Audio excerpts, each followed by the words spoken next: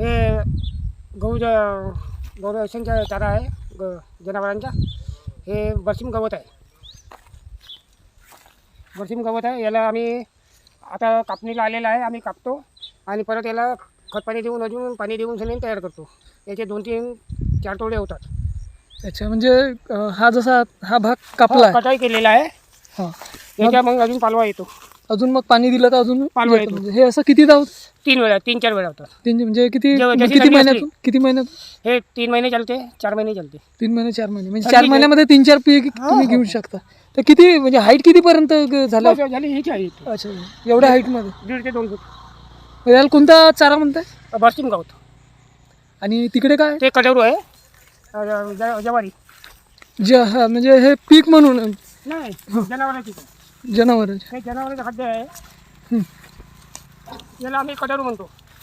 अच्छा, जनावरांचं खाद्य आहे.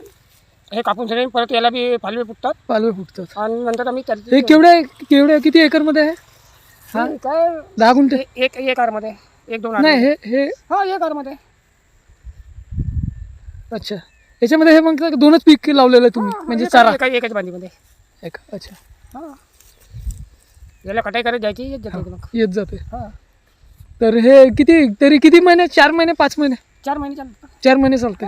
मग पूर्ण काढून घ्यायचं मग पूर्ण काढून टाकायचं मग समाप्त झाल्यानंतर. मग अजून मग परत नंतर परत टाकायचं दुसरं. अच्छा, धन्यवाद.